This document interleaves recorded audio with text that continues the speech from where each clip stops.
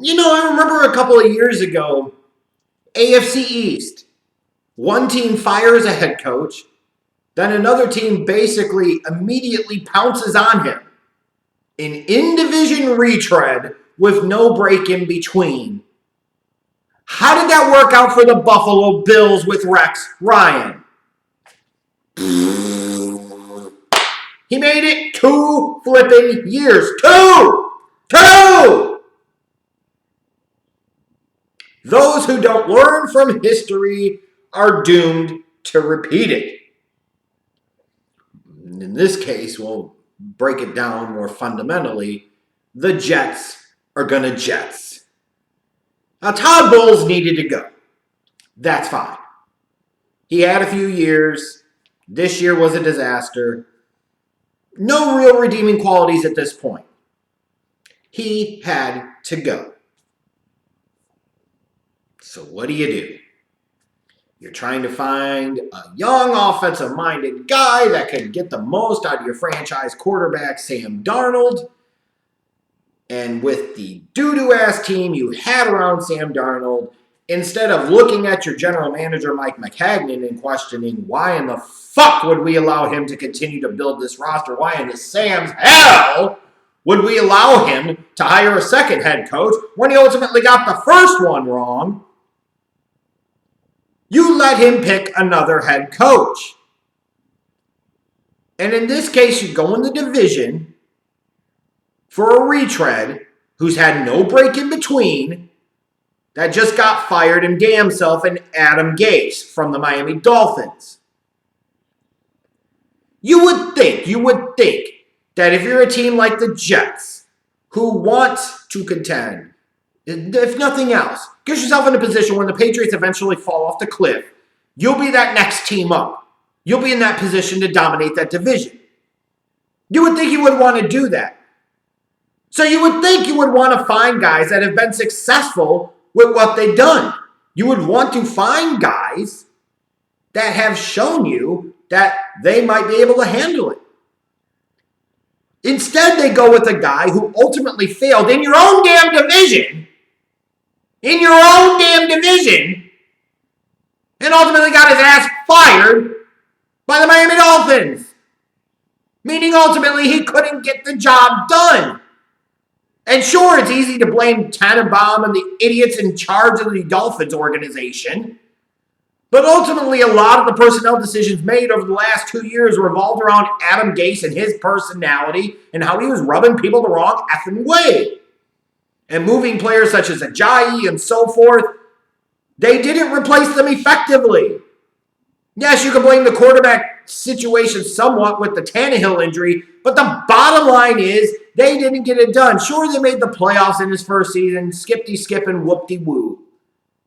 But damn it all, you look at the decision to bring in J.F. Cutler the next year. How that worked out? 6-10. Imagine that. And then you look at this year. Kind of hovering around 500.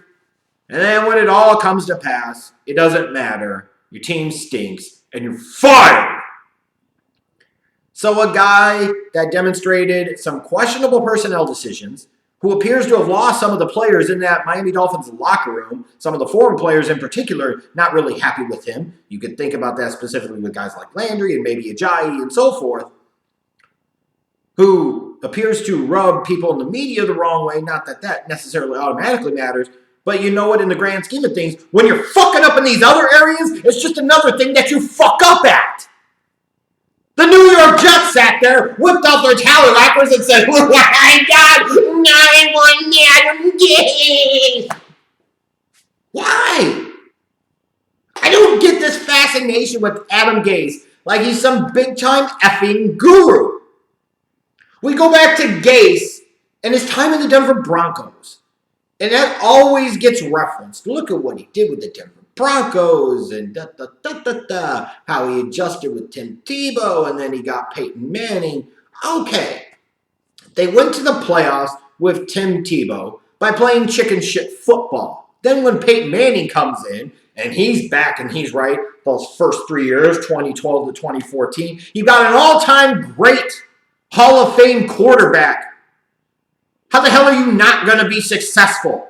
You got weapons on the outside like Demaryius Thomas and Emmanuel Sanders and Julius Thomas at that time. You could run the ball fucking some. You got an all-time great, legendary damn quarterback. Didn't they have Welker for a while too? How the hell is he not going to be successful?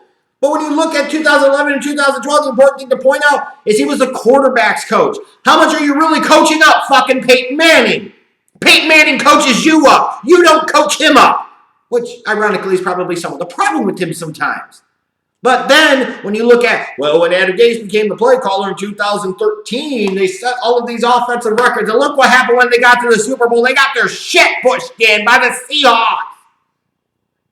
Pushed in. Pushed in. And then the next year, they put up some more big numbers, but they ultimately fall short. Don't get back to the Super Bowl.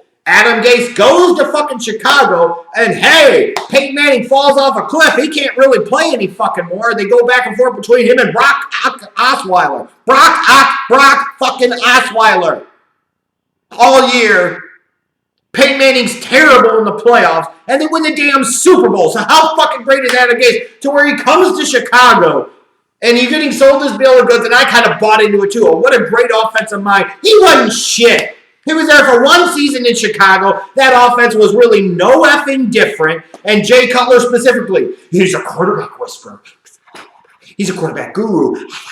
Cutler's numbers with Gase as the play caller for one season were basically the exact same as the year fucking before. If you don't believe me, look at the hell up. All Gase did was reel Cutler in, so he threw fewer picks, but he also threw fewer touchdown passes. That's adjusting in chicken shit fashion. That's not getting the most out of a guy. But Miami bought into this bullshit. Tannehill didn't really develop all that much in 2016, in my opinion. 2017, obviously, he's out with the injury. In 2018, he came back.